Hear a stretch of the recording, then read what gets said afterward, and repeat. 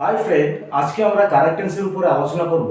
Correct টেন্সে এরকম কিছুমান ফর্মুলা আছে, নিয়ম আছে, যার মাধ্যমে নাকি আমরা কারেক্ট টেন্স অতি সহজ করে তুলতে পারি। তাহলে আসো, প্রথম প্রশ্নটি কি দিয়েছে দেখুন। If I be a bird I could fly. If I be a bird I could fly.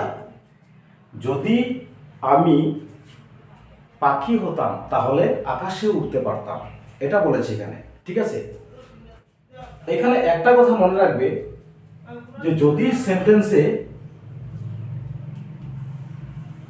If দেখা যায় তাহলে যদি ব্র্যাকেট বি হয় তাহলে ওয়ের বসাও, ওয়ের। ঠিক আছে, এগুলো লিখবে if I were a bird I could fly. ঠিক আছে, 2 নম্বরটি দেখুন প্রশ্ন আই উইশ আই ভিডিয়া।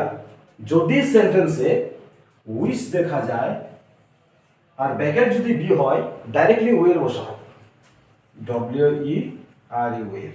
ঠিক আছে, তাহলে লিখবো আই উইশ আই ওয়ের দেয়ার।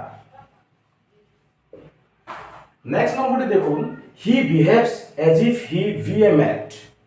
যদি সেন্টেন্সে এজ ইফ দেখো তাহলে, আর যদি ব্র্যাকেটে বি হয় তাহলে ডাইরেক্টলি ওয়ের বসাও, ওয়ের।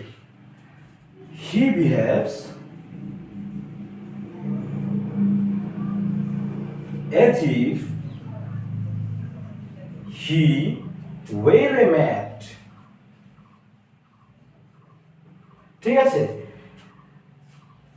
নেক্সট নম্বরটি দেখুন I go to school yesterday. যদি সেন্টেন্সে ইয়েস্টারডে দেখা পাও বা দেখা যায় তাহলে ডাইরেক্টলি ব্র্যাকেটটি পাস্ট টেন্স করে দেবে। গোর পাস্ট টেন্স কি হবে?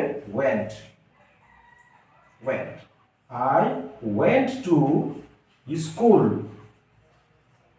ইয়েস্টারডে। ঠিক আছে, নেক্সট নম্বরটি দেখুন he behaves as if he know all. যদি সেন্টেন্সে অ্যাজ ইফ দেখা পাও এবং যদি ব্র্যাকেটে প্রেজেন্ট টেন্স থাকে ডাইরেক্টলি পাস্ট টেন্স করে দাও। নো কি হবে? New, new. ঠিক আছে, হি behaves as if he knew all. তাহলে এরকম ধরনের ভিডিও পেতে হলে চ্যানেলটি সাবস্ক্রাইব করবে এবং লাইক, কমেন্ট আর শেয়ার করে দেবে। ধন্যবাদ।